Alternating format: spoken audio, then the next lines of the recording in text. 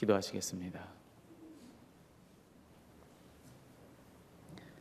하나님, 감사합니다. 이번 사순절을 맞이하여 우리를 기도하는 자리에 불러주시고 날마다 은혜로운 말씀으로 채워주시니 그 사랑과 은혜에 감사를 드립니다. 하나님, 바라기는 이번 사순절 영적 여정을 통해서 하나님을 인격적으로 만나는 은혜가 있기를 원합니다.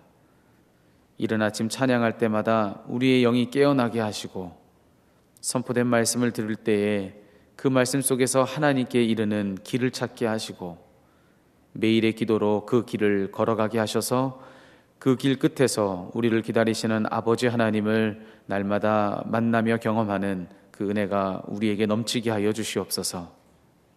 하나님, 사모합니다. 하나님, 사모합니다. 이것이 오늘 예배하는 우리 모두의 간절한 소원이게 하시고 유일한 소원이게 하여 주시옵소서. 특별히 단에 세우신 목사님 위해 기도합니다. 능력의 손으로 붙드셔서 피곤치 않게 하시고 이 여정을 힘있게 감당하실 수 있도록 늘 함께하여 주시옵소서. 또한 이 여정에 함께하고 있는 우리 모두에게도 건강 주셔서 잘 감당할 수 있도록 은혜를 허락하여 주시옵소서. 이 시간을 통해서 일하실 하나님을 기대하며 모든 말씀 예수님의 이름으로 기도하였습니다. 아멘. 하나님께서 오늘 우리에게 주신 말씀은 마태복음 24장입니다. 24장 1절부터 14절까지의 말씀을 한 목소리로 읽도록 하겠습니다.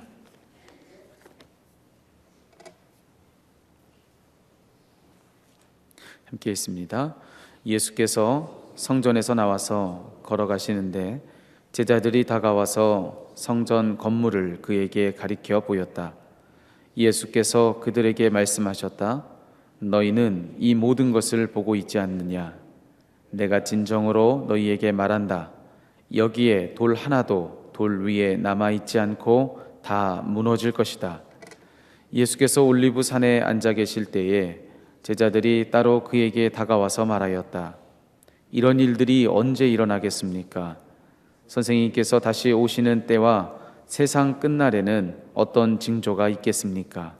우리에게 말씀해 주십시오. 예수께서 그들에게 말씀하셨다. 누구에게도 속지 않도록 조심하여라. 많은 사람이 내 이름으로 와서 말하기를 내가 그리스도이다 하면서 많은 사람을 속일 것이다. 또 너희는 여기저기서 전쟁이 일어난 소식과 전쟁이 일어나리라는 소문을 들을 것이다. 그러나 너희는 당황하지 않도록 주의하여라. 이런 일이 반드시 일어나야 한다. 그러나 아직 끝은 아니다. 민족이 민족을 거슬러 일어나고 나라가 나라를 거슬러 일어날 것이며 여기저기서 기근과 지진이 있을 것이다. 그러나 이 모든 일은 진통의 시작이다. 그때 사람들이 너희를 환난에 넘겨줄 것이며 너희를 죽일 것이다. 또 너희는 내 이름 때문에 모든 민족에게 미움을 받을 것이다. 또 많은 사람이 걸려서 넘어질 것이요 서로 넘겨주고 서로 미워할 것이다. 또 거짓 예언자들이 많이 일어나서 많은 사람을 흘릴 것이다. 그리고 불법이 성하여 많은 사람의 사랑이 식을 것이다. 그러나 끝까지 견디는 사람은 구원을 얻을 것이다. 이 하늘나라의 복음이 온 세상에 전파되어서 모든 민족에게 증언될 것이다. 그때에야 끝이 올 것이다. 아멘. 이제 하나님께서 오늘 부으실 말씀 기대하며 묵상으로 기도하시겠습니다.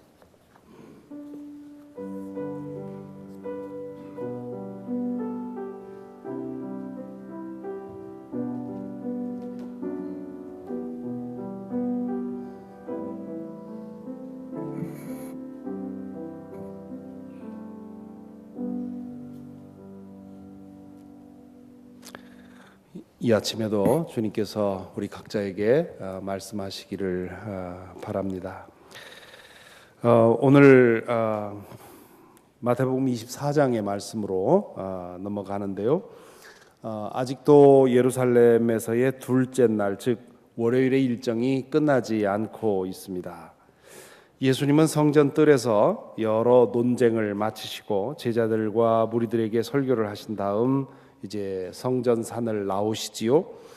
성전을 내려와서 기드론 계곡의 동편에 있는 올리브산으로 가고 있었던 것 같습니다. 그때 제자들이 성전 그 건물을 가리켜 보였습니다. 지금은 예루살렘 성전이 이슬람 사원이 되어 버렸지만 지금도 기드론 계곡에서 혹은 올리브산에서 성전산을 바라보면 입이 딱 벌어질 만큼 대단한 위용을 가지고 있습니다. 제자들이 한 말은 기록이 없습니다만 아마도 틀림없이 주님, 저 성전 좀 보십시오. 참 대단하지 않습니까? 라는 식의 말을 했을 것입니다. 예루살렘 성전은 솔로몬 왕에 의해서 지어졌지요. 당시로서는 아마 세계에서 가장 화려하고 웅장하고 아름다운 건물이었을 것입니다. 하지만 지어진 지 400여 년 만에 바벨론에 의해서 파괴되었습니다. 그로부터 한 70여 년 후 페르시아가 바벨론을 멸망시키고 패권을 잡았을 때 바벨론의 포로로 갔던 유대인들이 이제 성전으로 유다로 돌아와서 성전을 재건하지요. 그것을 제2성전이라고 부릅니다. 하지만 당시에 유대인들이 가진 것이 별로 없었습니다. 그래서 성전을 정성을 다해서 다시 지었지만 솔로몬 성전에 비해서는 정말 초라하기 짝이 없었다고 하지요. 그래서 성전을 완공하는 그 자리에서 유대인들이 대성통곡을 하면서 울었다고 합니다. 축하하고 기뻐해야 할 그 자리에서 통곡했다는 말은 그 다시 지은 성전의 모습이 매우 초라했다는 뜻이지요. 그렇게 명맥을 유지하던 제2성전은 주전 20년, 예수님 오시기 20여 년 전에 헤롯 대왕에 의해서 대대적인 보수를 하게 됩니다. 이방인으로서 로마 황제의 명령으로 유다 왕이 되었던 헤롯 대왕은 어떻게든 이 유다인들의 마음을 사기 위해서, 그들의 환심을 사기 위해서 여러 가지 노력을 했습니다. 그 중에 유다인들의 마음을 가장 살 수 있는 것은 그들이 성전을 가장 귀하게 여기니까 그 성전을 보수해주면 좋겠다, 그런 생각을 꾀를 낸 것이지요.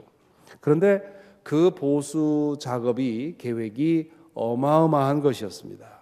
예수님 당시까지도 보수 작업이 완공되지 않았으니 벌써 40년 넘게 보수 작업을 할 정도가 되었으니까 이거 뭐 대충 하고 하는 것이 아니라 어마어마한 그런 건물로 만들었던 것이지요.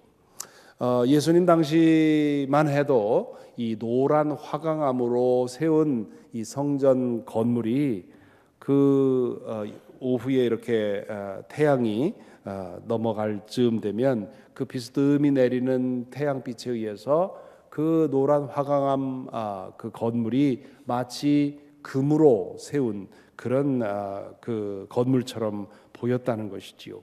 성전산에 우뚝 솟은 그 건물이 그 석양빛에 노랗게 보일 때 그게 얼마나 멋있어 보였겠습니까?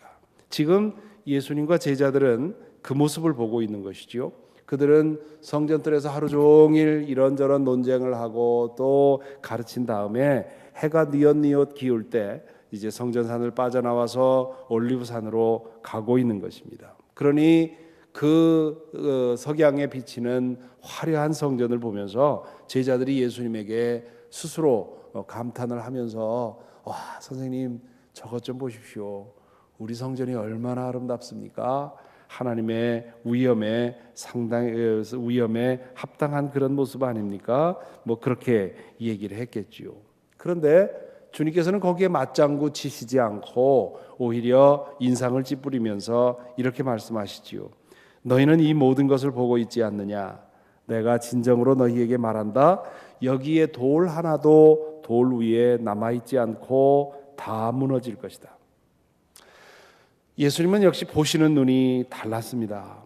제자들은 겉모습만 보고 감탄을 했는데 예수님은 겉모습에 속지 않았습니다. 화려한 성전 안에서 어떤 일이 일어나고 있는지를 꿰뚫어 보셨습니다. 만민이 기도하도록 세워진 집을 강도의 소굴로 만들어 놓은 것에 대해서 탄식을 하셨지요. 성전이 심판을 받아서 돌 위에 돌 하나도 남지 않을 것이라고 하는 그 말씀을 진심이라고 심각하게 받은 사람도 아마 아무도 없었을 것입니다. 저도 이번에 처음 봤습니다만은 성전을 만들어 놓은 그 화강암 돌 덩어리가 웬만한 지진으로도 끄떡없이 그렇게 대단한 건물입니다. 이 말씀 앞에서 오늘 우리는 잠시 우리 자신을 살펴봅니다. 우리의 눈은 무엇을 보고 있습니까? 우리의 눈은 누구의 눈을 닮았습니까? 사람을 볼 때 우리는 무엇을 주목하게 됩니까? 그 사람의 외양입니까? 그 사람의 차린 모습입니까? 요즘에 듣는 얘기에 의하면 눈을 위에서 아래로 한번 쫙 스캔하면 그 사람의 입은 옷이 얼마인지 총 얼마인지 계산이 나오는 사람도 있다지요. 그런 외양을 보고 어떤 사람 앞에서는 굽신대고 어떤 사람 앞에서는 무시하는 그런 모습, 그런 태도로 살고 있는 것은 아닙니까? 사람을 볼 때 주님은 언제나 중심을 보셨습니다. 각 사람에게 주어진 하나님의 형상을 보시고 아무리 초라해 보여도 온 우주보다 귀한 생명으로 대하셨고요. 아무리 대단한 것을 가졌어도 그 사람에게 주어진 하나님이 주신 사람의 그 분량만큼만 존중을 하셨습니다. 그 시각을 우리도 가져야 합니다. 사물을 볼 때도 마찬가지고 사람을 볼 때도 마찬가지입니다. 혹은 사건을 볼 때도 그렇지요. 겉모습을 볼 것이 아니라 내면을 보아야 합니다. 그래서 주님께서는 자주 눈이 있는 사람은 보아라, 귀가 있는 사람은 들어라 말씀하셨습니다. 우리의 귀, 우리의 눈으로만 볼 것이 아니라 우리의 마음의 눈으로 꿰뚫어 보아야 합니다. 그래야만 화려한 외양에 감추어진 불의와 죄악을 볼 수 있는 것이고요. 그래야만 초라한 모습이더라도 그 안에서 보화를 발견할 수 있는 것입니다. 그래야만 우리 주변에서 일어나는 사소해 보이는 일들 속에서 하나님의 손길을 볼 수 있는 것이지요. 예수님과 제자들은 기드론 계곡을 지나서 성전 동쪽에 있는 올리브산 감람산에 이르셨습니다. 그곳에 앉아 예루살렘을 바라보고 계셨지요. 그때 제자들이 예수님에게 묻습니다. 이런 일들이 언제 일어나겠습니까? 선생님께서 다시 오시는 때와 세상 끝날에는 어떤 징조가 있겠습니까? 우리에게 말씀하여 주십시오. 제자들은 예수님이 성전이 무너질 것이고 돌 위에 돌 하나도 남지 않을 것이라고 하신 말씀을 재림에 대해서, 세상 끝날에 대해서 하시는 말씀이라고 오해를 했습니다. 유대인들은 하나님께서 인류 역사를 끝내고 새로운 역사를 시작하실 것이라고 믿었습니다. 그것을 그날 혹은 세상 끝날이라고 불렀지요. 그날이 오면 세상 모든 나라들이 심판을 받을 것이고 온 세상은 하나님의 거룩한 백성으로 회복될 것이라고 믿었습니다. 제자들은 예수님이 바로 그날에 대해서 말씀하시는 줄 알고 언제 그날이 오겠느냐고 묻고 있지요. 그러자 예수님이 4절부터 8절에서 이렇게 말씀하십니다. 누구에게도 속지 않도록 조심하여라. 많은 사람이 내 이름으로 와서 말하기를 내가 그리스도다 하면서 많은 사람을 속일 것이다. 또 너희는 여기저기서 전쟁이 일어난 소식과 전쟁이 일어나리라고 하는 소문을 들을 것이다. 그러나 너희는 당황하지 않도록 주의하여라. 이런 일이 반드시 일어나야 한다. 그러나 아직 끝은 아니다. 민족이 민족을 거슬러 일어나고 나라가 나라를 거슬러 일어날 것이며 여기저기서 기근과 지진이 있을 것이다. 그러나 이런 모든 일은 진통의 시작이다. 예수님은 제자들의 오해를 바로잡아 주시지요. 성전이 돌 위에 돌 하나도 남지 않고 무너지겠지만 그것은 진통의 시작일 뿐입니다. 아이가 태어나려면 진통을 겪어야지요. 산통은 금세 끝나지 않습니다. 오랜 동안의 산통을 거쳐야만 아이가 태어납니다. 마찬가지로 마지막 날이 오려면 여러 가지의 진통을 거쳐야 합니다. 먼저 자신이 진짜 그리스도라고 속이는 사람들이 나올 것이라고 예수님은 말합니다. 예수님 당시로부터 지금까지 내가 진짜 그리스도라라고 내세우는 사람들이 끊임없이 있었지요. 또한 전쟁과 전쟁의 소문이 퍼질 것이고 기근과 지진이 있을 것이라고 말합니다. 그런 일들을 보면 성급하게 넘겨짚지 말라고 말씀하십니다. 그런 상황을 이상하게 해석해서 마치 종말이 임박한 것처럼 속이려는 사람들이 나타날 것이니 그 사람들에게 속고 우왕좌왕하지 말고 눈을 부릅뜨고 믿음을 지키라고 말씀을 하시지요. 9절부터 14절에 보면 이렇게 말씀하십니다. 그때에 사람들이 너희를 환난에 넘겨줄 것이며 너희를 죽일 것이다. 또 너희는 내 이름 때문에 모든 민족에게 미움을 받을 것이다. 또 많은 사람이 걸려서 넘어질 것이요 서로 넘겨주고 서로 미워할 것이다. 또 거짓 예언자들이 많이 일어나서 많은 사람을 홀릴 것이다. 그리고 불법이 성하여 많은 사람의 사랑이 식을 것이다. 그러나 끝까지 견디는 사람은 구원을 얻을 것이다. 이 하늘나라의 복음이 온 세상에 전파되어서 모든 민족에게 증언될 것이다. 그때야 끝이 올 것이다. 예수님은 세상에 일어날 징조와 사건에 더해서 믿는 사람들에게 일어날 일들을 예고하십니다. 예수 믿는다는 하나의 이유 때문에 미움을 받고 박해를 당하고 죽임을 당하는 일까지 생길 것이라 말씀을 하시지요. 거짓 예언자들이 많이 일어나서 하나님의 말씀을 혼미하게 만들 것입니다. 그 결과 사랑이 식어질 것이다 말씀하십니다. 고난과 박해와 손해가 너무 크다 보니 하나님께 대한 사랑이 점점 식어질 것이라는 뜻입니다. 하나님의 대한 사랑이 식어지면 사람들에 대한 사랑도 식어집니다. 사랑은 믿음의 동력입니다. 사랑이 없으면 믿음을 지키기가 어렵습니다. 사랑으로 믿음을 지켜 끝까지 믿는 사람은 구원을 얻을 것이라 말씀하고 있습니다. 마지막 14절의 말씀은 많은 오해의 대상이 되었었습니다. 하나님 나라의 복음이 모든 민족에게 전파되면 세상 끝이 올 것이다 그렇게 말씀을 하셨는데 이 말씀을 뒤집어서 우리가 빨리 세상 끝까지 복음을 전해서 예수의 재림을 앞당기자 이런 식으로 말하는 것을 종종 듣습니다. 지금 예수님의 이 말씀은 마지막이 오기까지 상당한 시간이 걸릴 것이니 그때까지 너희는 복음을 전하는 일에 마음을 다하라는 뜻이지 세상 끝까지 복음이 전파되면 끝이 온다는 뜻은 아닙니다. 그렇게 하여 재림을 앞당길 수 있다고 생각하는 것도 하나님의 주권을 침해하는 일입니다. 그때가 언제인지 우리가 알지 못하지만 다만 우리에게 주어진 시간 동안 우리의 사랑이 식지 않도록 힘쓰고 그리고 땅끝까지 복음을 전하는 것이 우리의 과제이지요. 오늘 말씀, 이 마지막에 관한 말씀에 대해서 말씀을 읽고 우리 자신을 돌아봅니다. 예수께서는 오늘 이 말씀을 통해서 우리 주변에 여러 가지 일들이 일어날 때 특별히 참 이해할 수 없고 또 이거 세상 끝이 아닌가 하는 그런 사건들이 일어날 때 그런 것들로 인해서 혼비백산하지 않도록 그런 것들로 인해서 우리를 속이려는 사람들이 나타날 때 그 사람들에게 현혹되지 않도록 말씀을 하십니다. 새하늘과 새 땅이 임할 날은 아직 멀었습니다. 거짓 그리스도가 나타나고 전쟁과 재난과 기근이 일어나도 성급하게 넘겨짚지 말라는 것입니다.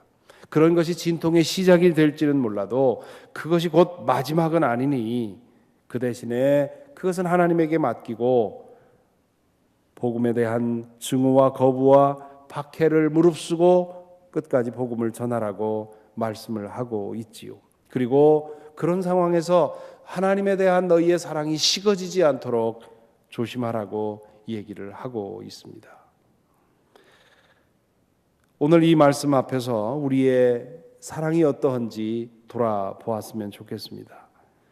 우리의 믿음에 대해서 지금 박해하는 사람도 미워하는 사람도 배척하는 사람도 없습니다. 그렇다면 우리의 사랑은 지금 흘러넘치고 있습니까? 믿음은 역경 속에서 오히려 빛을 발하는 경우가 있습니다. 그 역경과 고난이 한없이 지속될 때 우리의 하나님에 대한 사랑과 믿음이 식어지는 그런 경향이 있지만요. 그러나 반대로 믿음에 있어서 가장 큰 적은 고난이 아니라 번영과 풍요와 안락입니다. 아무것도 부족함 없는 상황에서 하나님을 사랑하는 것은 쉬운 일이 아닙니다. 초대 교인들이 박해와 싸웠다면, 그리고 이 세상에 많은 나라에 있는 그리스도인들이 박해와 고난과 싸우고 있다면, 오늘 우리는 풍요와 싸워야 합니다. 그렇지 않으면 우리는 곧 믿음을 버리게 될 것입니다. 잘못하면 저 아프리카의 오지가 아니라 바로 우리가 사는 이곳이 복음이 전해져야 할 땅 끝이 될지도 모릅니다.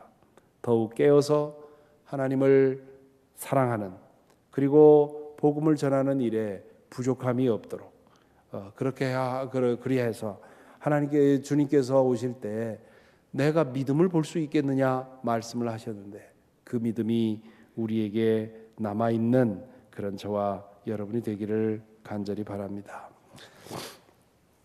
찬송가 150장 함께 부르겠습니다.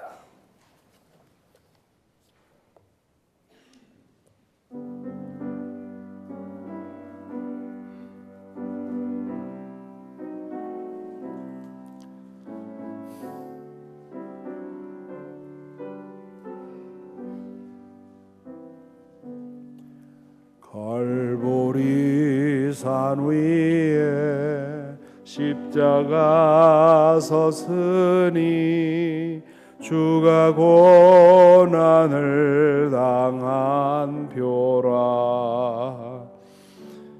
험한 십자가를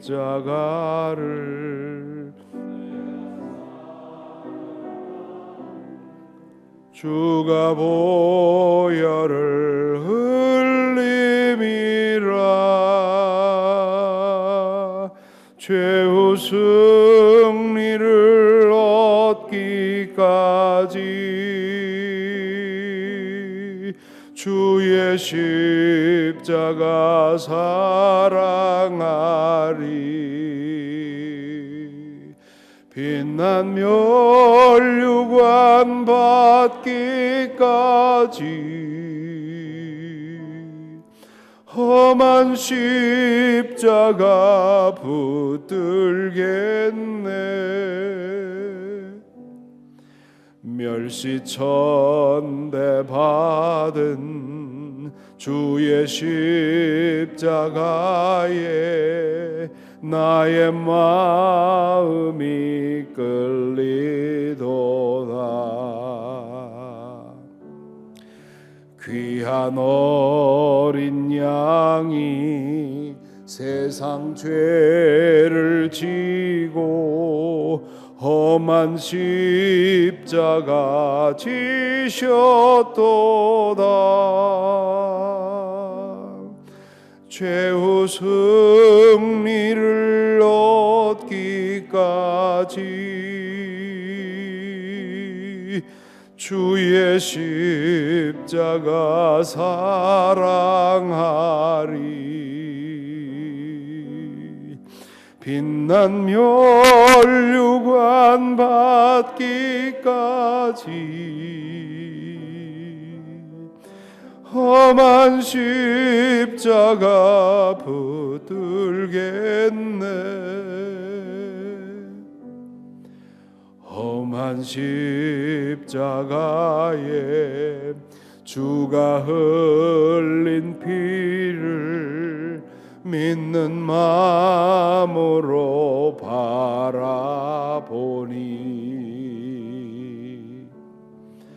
나를 용서하고 내 죄 사하시려 주가 흘리신 보혈이라. 최후 승리를 얻기까지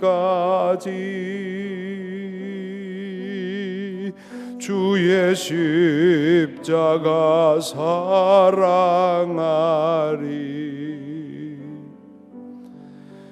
빛난 멸류관 받기까지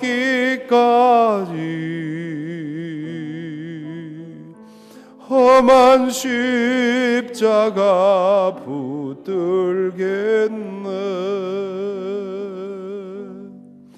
주님 예비하신 나의 본향집에 나를 부르실 그날에는 영광 중에 계신 우리 주와 함께 내가 죽도록 충성하리.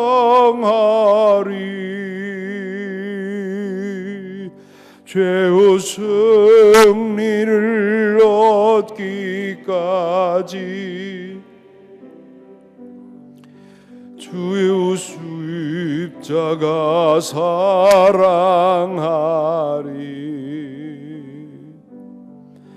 빛난 멸류관 받기까지 험한 십자가 붙들겠네.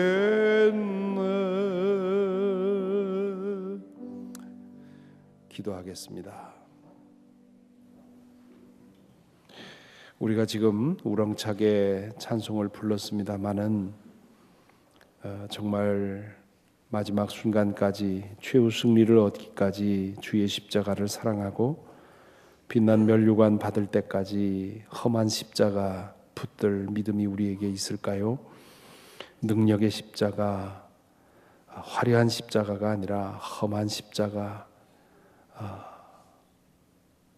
참으로 아름다울 것 하나도 없는 그 십자가입니다. 과연 우리는 이 십자가를 끝까지 붙들고 살아가겠습니까? 지금 우리가 당하고 있는 번영의 시험, 풍요의 시험, 물질의 시험을 이겨내고 십자가를 붙들 믿음이 있습니까? 아니면 십자가를 붙들고 있는 것이 그 번영과 풍요를 잃어버리지 않기 위해서 더 많은 것을 얻기 위한 도구로 십자가를 붙들고 있는 것은 아닙니까? 마지막 날에 사랑이 식을 것이라 말씀을 하셨습니다. 한없이 지속되는 고난 속에서도 우리의 사랑은 식지만, 그러나 우리의 육신의 정욕을 만족시키는 그런 풍요 속에서 사랑은 더욱더 부패하게 되어 있습니다. 과연 우리가 진실로 주님을 사랑하는 건지, 아니면 다른 것을 사랑해서 주님을 이름을 부르고 있는 것인지 이 시간 돌아보았으면 좋겠습니다. 뿐만 아니라 우리는 주님의 눈으로 세상을 보고 있고 나 자신을 보고 있으며 이웃을 보고 있는지요? 사람을 대하는 우리의 태도는 과연 일관성이 있는지요? 겉모습에 따라서 우리의 자세와 태도와 말 방법이 달라지는 것은 아닌지요? 아무리 대단해도 정도 이상의 말과 행동을 하지 않고, 아무리 초라해 보여도 변장하고 찾아오신 주님처럼 대하는 그런 마음이 우리에게 있습니까? 주변에서 일어나는 일들을 통해서 그 속에서 일어나는 일을 보고 주님을 볼 수 있는 그런 눈이 있습니까? 우리가 믿음을 가진다는 것은 마음의 눈으로 꿰뚫어 보고 마음의 귀로 하나님의 음성을 들을 수 있는 능력이 생기는 것입니다. 오늘 이 두 가지 말씀 앞에 우리 자신을 세우고 우리 자신을 돌아보십시다.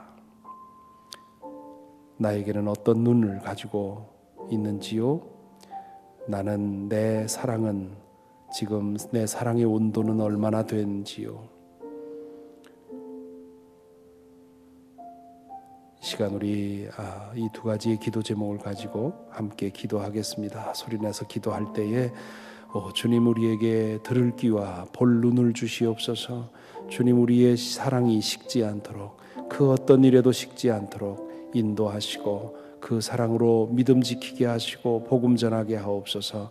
우리 함께 기도할 수 있기를 바랍니다. 기도하겠습니다. 아버지 하나님, 오늘의 말씀을 통해서 우리를 다시 한번 깨우쳐 주시오니 감사를 드립니다.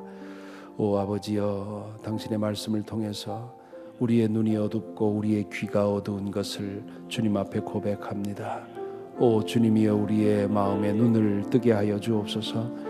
우리의 마음의 귀를 열게 하여 주시옵소서. 아버지 하나님, 사람들을 볼 때에 주님께서 각 사람에게 두신 하나님의 그 형상을 볼 수 있도록 인도하여 주옵소서. 그 누구에게도 주님을 변장하고 오신 주님처럼 그렇게 대할 수 있도록 인도하여 주시옵소서. 아버지 하나님이여, 우리의 마음과 생각을 지켜주셔서 주님처럼 우리 주변에서 일어나는 일들을 꿰뚫어 볼 수 있도록 인도하여 주시옵시고, 그리하여서 겉모습만 보는 것이 아니라 그 속에 움직이고 계시는 주님을 보게 하여 주시옵시고, 또한 우리 귀에 들리는 모든 말들을 통해서 주님께서 속삭여 주시는 주의 음성을 들을 수 있도록 인도하여 주시옵소서. 아버지 하나님, 우리의 믿음을 새히 돌아봅니다. 주님의 그 험한 십자가를 붙들 믿음이 우리에게 있는지 돌아보게 됩니다. 아버지 하나님, 우리에게 진정한 믿음을 주시옵소서. 참된 믿음을 주시옵소서. 한없이 지속되는 고난 중에도 짓이겨지지 않는 믿음을 주옵소서. 아버지 하나님, 풍요와 안락과 아버지 하나님 많은 부 속에서도 주님 부패하지 않는 믿음을 주시옵소서. 주님이 우리의 목적이 되게 하여 주옵소서. 이 세상 다른 것이 목적이 되고 주님을 그 수단으로 세워지지 않도록 인도하여 주시옵시고, 주님이여, 우리가 주님을 바로 믿게 하시고 바로 바라볼 수 있도록 인도하여 주시옵소서. 오 주님, 사랑의 주님, 오늘 말씀 속에서 우리가 얼마나 부족한지를 다시 한번 깨닫습니다. 겉모습을 보고 겉모습만의 마음 동하며 겉모습만으로 주님 차별하며 겉모습만으로 감탄하며 살아온 저희들의 모습을 오늘 보게 됩니다. 주님, 우리 주변에서 일어나는 일들을 통해서 주님께서는 끊임없이 우리에게 속삭이시는데, 우리는 겉모습만 봄으로써 주님의 음성을 듣지 못하고 주님의 손길을 알지 못하는 어리석음을 범해 왔습니다. 오 주님, 이 아침 우리의 기도를 통해서 우리의 마음의 눈과 귀를 열어주셔서 오늘 하루 동안 누구를 만나든 마음 다해 만날 수 있도록 인도하여 주시옵시고, 외모로 차별하지 않게 인도하여 주시옵시며, 오늘 또 우리에게 일어나는 모든 일들을 통해서 그 속에서 주님께서 하시는 말씀과 하나님 주님께서 주시는 음성을 들을 수 있도록 오늘도 인도하여 주시옵소서. 아버지 하나님, 우리의 믿음이 바른 믿음인지 다시 한번 질문하며 확인하게 됩니다. 우리가 주님의 이름을 부릅니다. 그러나 주님 때문에 주님의 이름을 부르는 것인지, 우리가 원하는 다른 것 때문에 주님의 십자가를 붙드는 것인지 이 시간 우리를 돌아보게 하여 주시옵소서. 어떠한 고난 속에서도 어떠한 풍요 속에서도 주님에 대한 우리의 사랑이 식지 않도록 인도하여 주시옵시고, 끝까지 우리의 믿음을 지키게 하여 주시며, 또한 끝까지 우리의 복음을 전할 수 있도록 우리를 붙드시고 인도하여 주시옵소서. 주님, 이 시간 우리가 우리의 고난받는 형제 자매들을 기억합니다. 어디에 있든지 주님께서 인도하여 주시옵시고, 특별히 병으로 인해서 혹은 수술로 인해서 혹은 여러 가지 어려운 짐 속에서 고통받는 이들을 주님 기억해 주시옵시고, 오늘 하루도 하늘로부터 내리는 은총과 능력을 힘입어 오늘 하루만큼의 싸움을 싸워 이길 수 있도록 인도하여 주시옵소서. 오늘 수술을 받는 이들이 있습니다. 또한 오늘 여러 가지 삶의 기위기에 서서 어려운 선택을 해야 되는 사람들이 있습니다. 주님, 그곳마다 함께 해 주시옵시고, 주님 임재하여 주시고 다스려 주시고 인도해 주셔서 주여 생명의 그 놀라운 역사가 일어날 수 있도록 인도하여 주시옵소서. 오늘 또 우리에게 주님 은총 주신 것 감사하오며 예수 그리스도 이름으로 기도하옵나이다. 아멘.